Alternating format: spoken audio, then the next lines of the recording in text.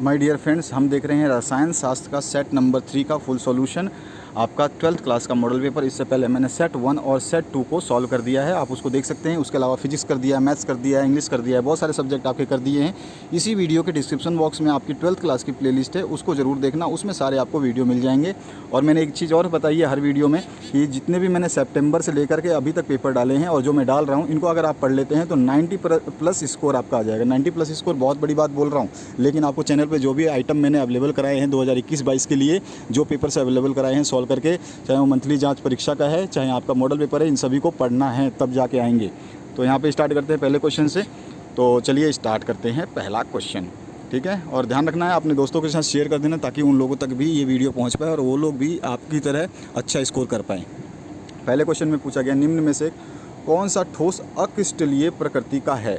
तो इसमें जो ग्लास है ना, ग्लास यानी कि शीशा, कांच जो है, ये ठोस अक्रिस्टल है, ठीक है। इसके बाद दूसरा जो क्वेश्चन है, एक तत्व जिसका परमाणु द्रव्यमान 100 U है, BCC संरचना रखता है, इसके एकक कोष्टिका के किनारे की लंबाई 400 pm है, तो इसका घनत्व आपको निकालना है। जब इसको सॉल्व करोगे तो 5.19 ग्राम सेंटीमीटर क्यूब आ जाएगा, वो भी पर सेंटीमीटर क्यूब में, ठीक है। तो ये आपका बी ऑप्शन करेक्ट हो जाएगा, ठीक है। अगर आपको चाहिए इसका फुल सॉल्यूशन कि सर इसका एक एक स्टेप बताओ कैसे सॉल्व करना है, तो उसके लिए आप कमेंट सेक्शन में कमेंट कर देना, मैं ब्लैक बोर्ड पे आपको समझा करके मैं सारे सेट्स को 1 से लेकर 5 सेट तक के जितने भी न्यूमेरिकल है ना, उनको अलग से समझा दूंगा। नहीं समझे आप? न्यूमेरिकल जितने भी आपको ये मैथमेटिक्स वाले जो इसमें आ रहे हैं, जो आपके सारे सॉल्व करवा दूंगा ब्लैक बोर्ड पे एक ही साथ में, एक ही वीडियो में 5 सेट। तो तीसरे क्वेश्चन से की तरफ देखते हैं। तीसरा क्वेश्चन है, NaCl की संरचना में Cl- आयन की समन्वय संख्या कितनी होती है। तो इसमें होगी 6। इसके बाद आते हैं चौथे क्वेश्चन पे, वह बिंदु दोष जिसमें घनत्व कम होता है वो क्या कहता है, शॉर्टकी दोष कहलाता है, ठीक है।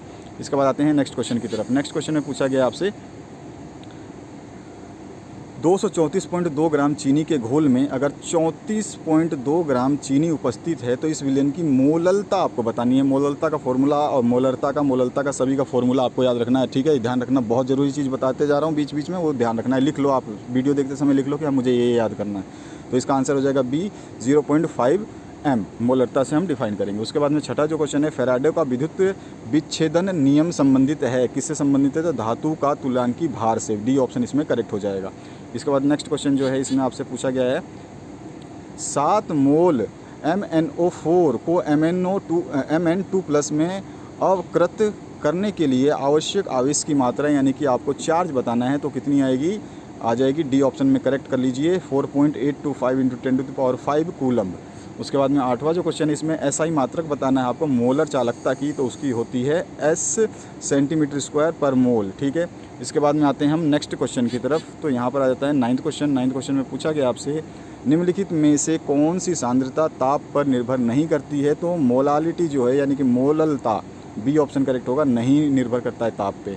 10वां क्वेश्चन है, 0.2 मोल के 500 ml विलयन में 200 ml जल मिलाया जाता है, तो प्राप्त विलयन की मोलरता बतानी है, मोलरता। तो मोलरता के लिए फॉर्मूला लगा के निकालेंगे तो 0.1428 m आ जाएगी वैल्यू। इसके बाद आते हैं नेक्स्ट क्वेश्चन की तरफ से। इसमें 11वां जो क्वेश्चन है, इसमें पूछा क्या गया है आपसे कि सांद्रण के लिए फेन पल्वन विधि का उपयोग होता है। तो किसके सांद्रण के लिए होता है, तो सल्फाइड के जो ओर होते हैं उनके लिए, अयस्क के लिए। 12वां क्वेश्चन है, केलामाइन किसका अयस्क है, तो ये जिंक का है, आप सभी को पता होगा, ये बहुत ही पॉपुलर क्वेश्चन है। इसके बाद आते हैं नेक्स्ट क्वेश्चन पे। नेक्स्ट क्वेश्चन पूछा गया है, द्रावक यानी फ्लक्स SiO2 का उपयोग निम्न में से किसे अलग करने के लिए किया जाता है, तो FeO, ठीक है, फेरस ऑक्साइड को। उसके बाद में आते हैं 14 नंबर क्वेश्चन पे, हेराल्ट विधि का उपयोग होता है, तो एल्युमिनियम के लिए होता है, सी ऑप्शन करेक्ट हो जाएगा। उसके बाद 15 नंबर जो क्वेश्चन है, इसमें ZnS दिया हुआ है, तो ZnS द्वारा किस प्रकार के रासायनिक यहाँ पे रासायनिकीकरण मिति दोष प्रदर्शित किया जाता है, तो ये एक साथ मिला कर लिखा है, तो यहाँ पे फ्रैंकल डिफेक्ट होता है इसमें। तो दोष कौन सा होता है, फ्रैंकल दोष, ए ऑप्शन करेक्ट करना है। खनिज में उपस्थित अशुद्धियाँ क्या कहलाती हैं, तो उसको हम गैंग बोलते हैं, सभी को पता होगा, बी ऑप्शन करेक्ट है। उसके बाद में 17 जो क्वेश्चन है, इसमें लुकास टेस्ट का उपयोग किसमें विभेद करने के लिए किया जाता है, किसके अंदर अंतर करने के लिए किया जाता है, तो प्राथमिक, द्वितीय और तृतीय अल्कोहल के विभेद में यानी कि अंतर में।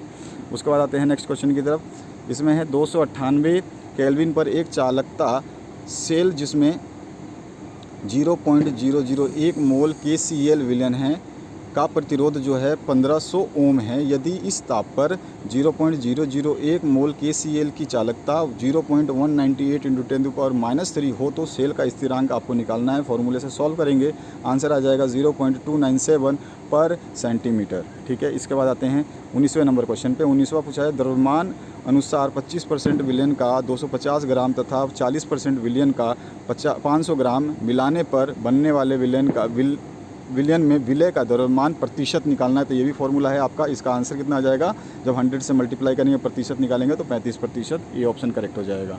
इसके बाद जो है नेक्स्ट क्वेश्चन आपका, इसमें आपसे पूछा गया था 20वां जो निम्नलिखित का IUPAC नेम बताना है। तो इसका जो IUPAC नेम होगा वो हो जाएगा हेक्स 1 इन 3 ऑल। ये ऑप्शन इसमें करेक्ट करना है। उसके बाद आते हैं हम नेक्स्ट क्वेश्चन की तरफ। इसमें पूछा गया निम्न अभिक्रिया द्वारा बनने वाले उत्पाद को आपको बताना है कि यहाँ क्या बनेगा।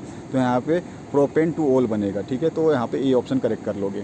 उसके बाद में 22 नंबर है, अभिक्रिया का उत्पाद बताना है, यानी कि यहाँ पे भी क्या बनेगा ये आपको बताना है। तो एथेनॉल एंड टर्ट जो है ब्यूटिलो आयोडाइड बनेगा, ब्यूटेल आयोडाइड। तो डी ऑप्शन इसमें करेक्ट हो जाएगा। उसके बाद आते हैं हम 23 नंबर क्वेश्चन पे। 23 नंबर क्वेश्चन में पूछा गया आपसे ईथर बनाने की महत्वपूर्ण विधि विलियमसन संश्लेषण है। ठीक है, उसके बाद में निम्न में से कौन वाष्पशील है। तो आपका नाइट्रोफिनॉल जो है ये वाष्पशील है।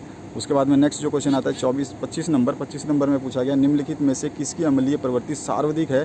तो 2,4,6 ट्राइनाइट्रोफिनॉल की जो है सबसे ज़्यादा अम्लीय प्रकृति है। अब इसके बाद हम बात करते हैं नेक्स्ट क्वेश्चन की तरफ। तो नेक्स्ट जो क्वेश्चन इसमें पूछा गया है 26 नंबर, SN2 अभिक्रिया के प्रति निम्न में से कौन सबसे अधिक क्रियाशील होगा। तो CH3Cl होगा। ठीक है, ये ऑप्शन इसमें करेक्ट कर लीजिए। 27 नंबर जो क्वेश्चन इसमें से निम्नलिखित में से किसकी द्विगुण आघूर्ण सर्वाधिक है। तो मिथाइल क्लोराइड जो है, मेथिल क्लोराइड इसकी है, मिथाइल क्लोराइड भी बोलते हैं इसको। तो ये ऑप्शन करेक्ट कर लेना। इसके बाद में 28 नंबर है निम्न अभिक्रिया का उत्पाद। यहाँ पे प्रोडक्ट क्या बनेगा। तो हमारा प्रोडक्ट बनेगा CH3CH2 CH2Cl प्लस SO2 और HCl। ठीक है, तो ये ऑप्शन इसमें आपको करेक्ट करना है। इसके बाद हमारा नेक्स्ट जो क्वेश्चन है इसकी बात करते हैं 29 नंबर।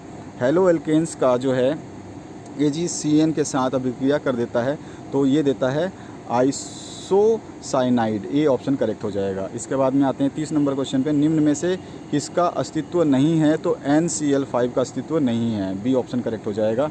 इसके बाद 31 नंबर जो क्वेश्चन है इसमें पूछा गया +5 ऑक्सीकरण अवस्था वाले फास्फोरस के ऑक्सी अम्ल को पहचानना है। यहाँ पे दिए गए हैं कौन सा ऑक्सी अम्ल है। तो H3PO4। सी ऑप्शन इसमें आपका करेक्ट होगा। इसके बाद में 32 नंबर क्वेश्चन है नाइट्रेट NO3- आयन में N की संकरण अवस्था आपको बतानी है। तो इसमें sp2 है इसकी संकरण अवस्था। बी ऑप्शन करेक्ट हो जाएगा। 33 नंबर है ZN संक्रमक धातु नहीं है क्योंकि D कक्षक पूर्ण तरह इसका भरा हुआ होता है, इसलिए ए ऑप्शन इसमें करेक्ट हो जाएगा। 34 नंबर है निम्न में से कौन सा आयन रंगीन यौगिक बनाता है। तो Ti4+ जो है आपका रंगीन यौगिक बनाता है। ये दूसरी बार पूछा गया है, आपके मॉडल पेपर में पहले ही पूछा गया है। और 35 नंबर जो लास्ट क्वेश्चन इसमें पूछा गया है M2+ आयन Z बराबर 27 का चुंबकीय आघूर्ण कितना होगा। तो वो हम निकालेंगे तो आ जाएगा 3.87 BM। ठीक है, तो आपका बी ऑप्शन इसमें करेक्ट हो जाएगा। बी को आपको सही कर लेना है। तो ये आपका 35 के 35 क्वेश्चन के सॉल्यूशन आपके इसी तरह से सारे सेट्स को मैं सॉल्व करवा रहा हूँ। आप अगर बने हुए हैं चैनल के साथ में तो आपको कोई भी प्रॉब्लम नहीं होगी। आपके बहुत बढ़िया एग्जाम जाएंगे अगर आप पढ़ करके याद करते हैं, बहुत तरीके से याद करते हैं। कोई भी दिक्कत हो कमेंट सेक्शन में कमेंट कीजिए। प्ले लिस्ट नहीं मिलती है, आपको कोई दिक्कत होती है तो भी आप कमेंट सेक्शन में कमेंट कर सकते हैं। कोई भी नुकसान नहीं है आपको। आशा करता हूँ इस वीडियो से आप लोगों को हेल्प मिलेगी। Thank you very much, have a good day. और नेक्स्ट पेपर के लिए तैयार रहिए। कौन सा सेट डालने वाला हूँ उसके लिए तैयार रहिए।